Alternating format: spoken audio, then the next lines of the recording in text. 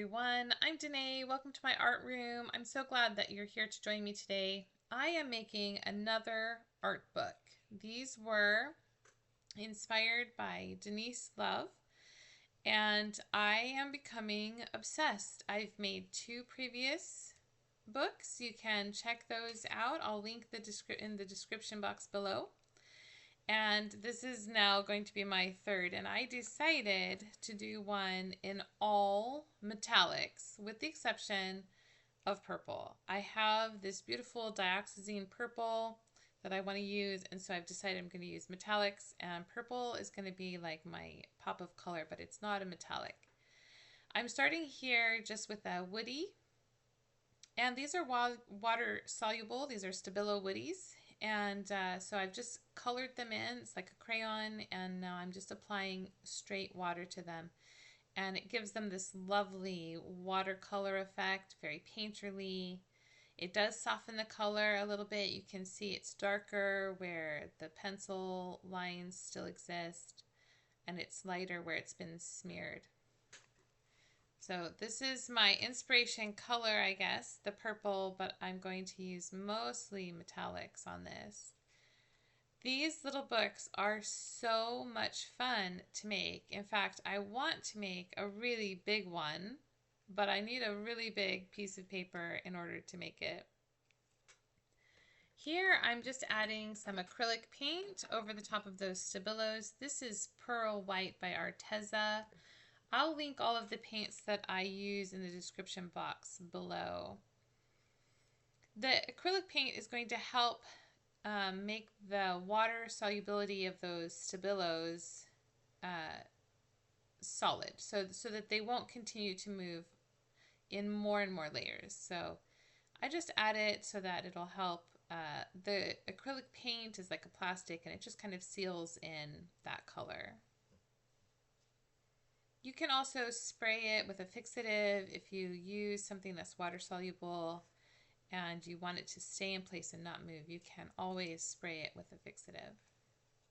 So some of the colors I have today are copper. I have another Arteza paint, which is Pearl Deep Brown. That's that really dark brown. I have Aztec Gold, and I have bronze.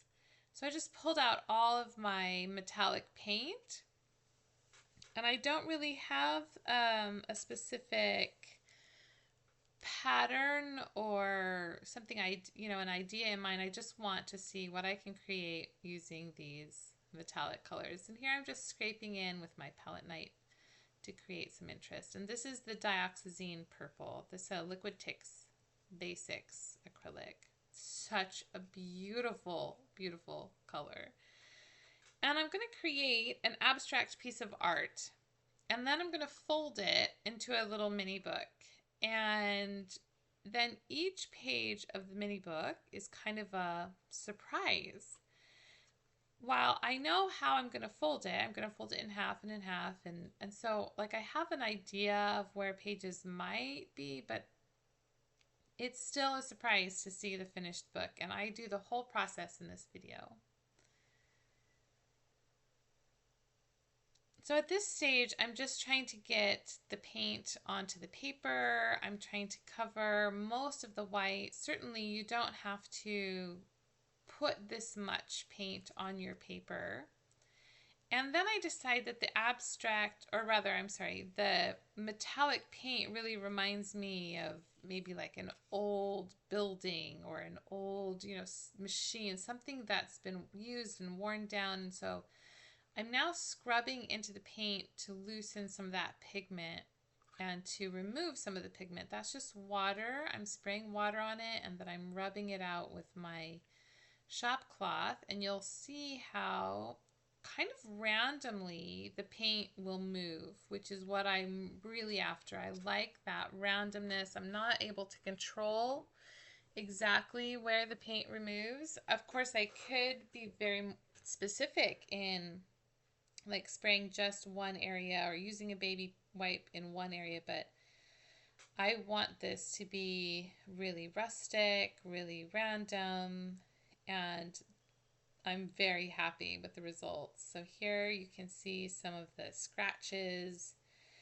and the way the paint has been removed and smudged and smeared. And yeah, I'm really happy with the way that turned out.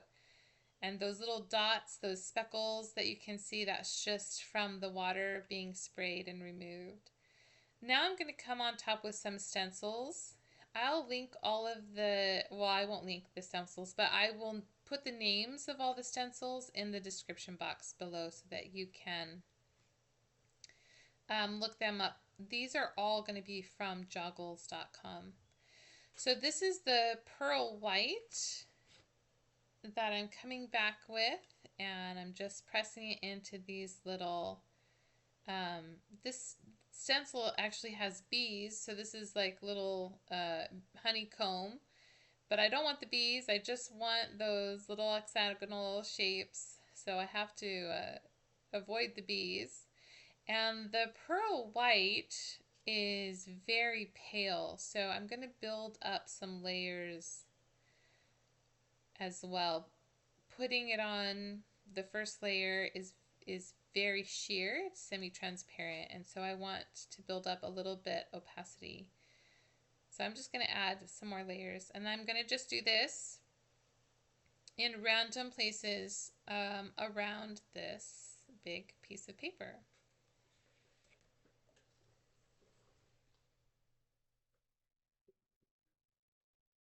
The paper I'm using is a mixed media paper. It's a Fabriano paper that I bought at Hobby Lobby in the United States. It's a really nice piece of paper. And I believe it is 17 by 14 inches. This is about as big a piece of paper I can get in my little area where I film, but I really do want to get a bigger piece of paper and make a bigger book. So here's the next stencil. It's a stencil I bought and I've never really used, so I thought I want to give it a try and see what happens. And oh my gosh, it looks amazing. I was so happy with this result. It looks like drips, doesn't it? It looks like I've let the paint like drip and run down the page. Oh my gosh, it made me so happy. So I started out and I was being very careful and just doing a little to see how it works. And you'll see as I go, I get more and more bold with this particular stencil. And I'm using the copper, I'm using the bronze, I'm using the pearl deep brown. I just go to town. It ends up looking so fabulous.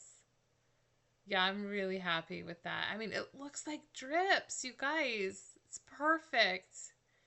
Instead of making actual drips, like this is a much more controlled way to get some drips. This is a really interesting stencil. It reminds me sort of maybe like Aztec or, you know, something really old and ancient in its design. And it looks amazing. Oh, I'm so happy with it. This one was so much fun to make.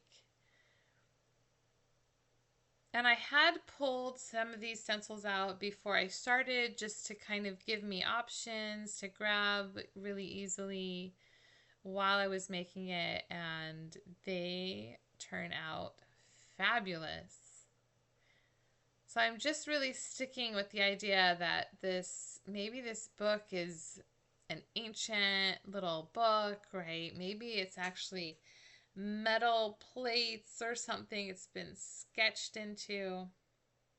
I don't know. I'm having a lot of fun creating this. It's bringing me a lot of joy.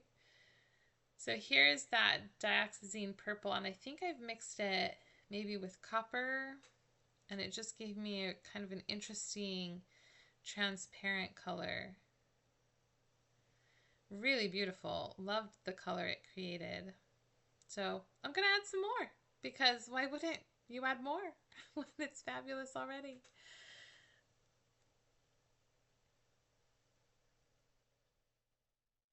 And here's some more. This is the copper, I'm pretty sure. And this stencil has a lot of really interesting designs in it to pick and choose from.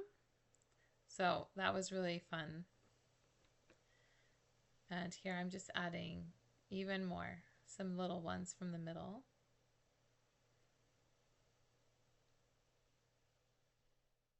Yeah, I'm so happy with the way this is turning out. It's really exciting.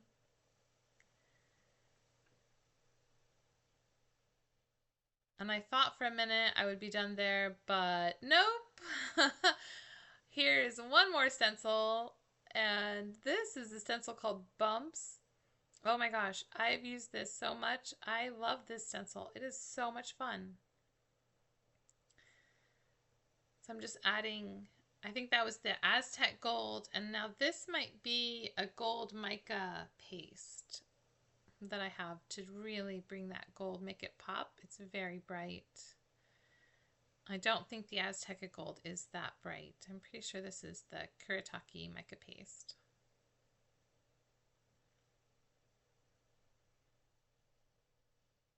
And it looks amazing. Oh my gosh, this is so much fun.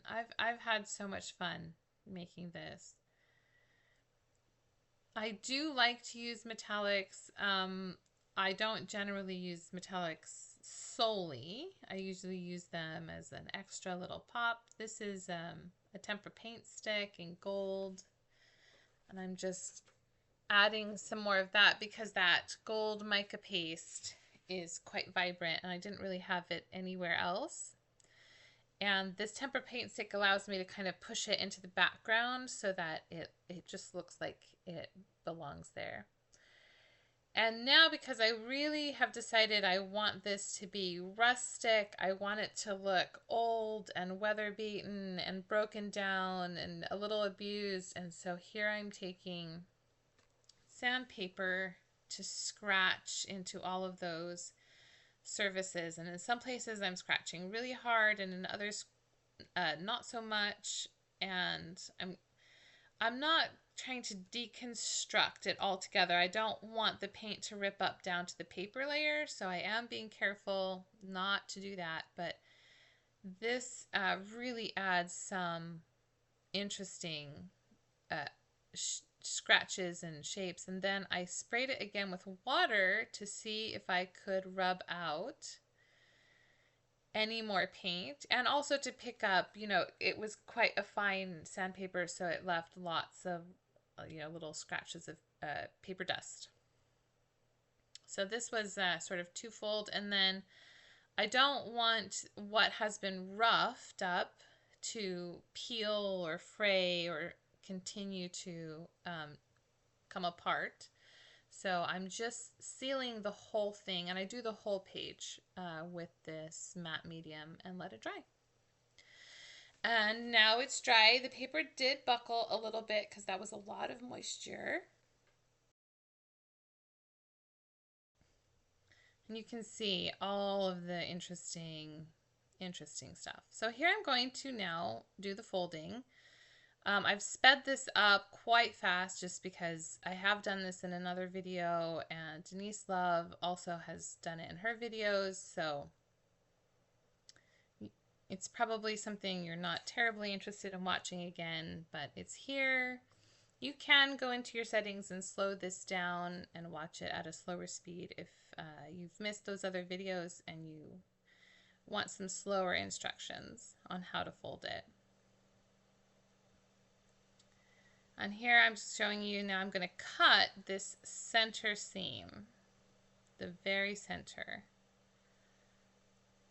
And this is how I'm going to be able to make my book. So here I'm just showing you, you're going to press it all together. And there it is. Oh my gosh, it's amazing, you guys. I am obsessed with these books. I want to make more and more and more and more. Like, literally, I have to tell myself I have to make other videos because you guys don't want to watch me make 100 books in a row. I love this so much. So here I'm just looking at the pages and I'm kind of trying to decide which one I want to be my cover. I really like this one with the gold bumps at the bottom. That does end up becoming the cover. And now I'm taking my glue stick, and again, I've made this super fast because it's boring. But you're just going to glue literally every speck of the paper on the back. You refold it, and I'm trying to, press it down so that the seams in the center seam is all lined up. And of course, I want all of the pages to glue down. What I don't show, I've missed out somehow. I do trim the edges after I've folded the book with my cover on the front. I do trim the edges so that they're all equal.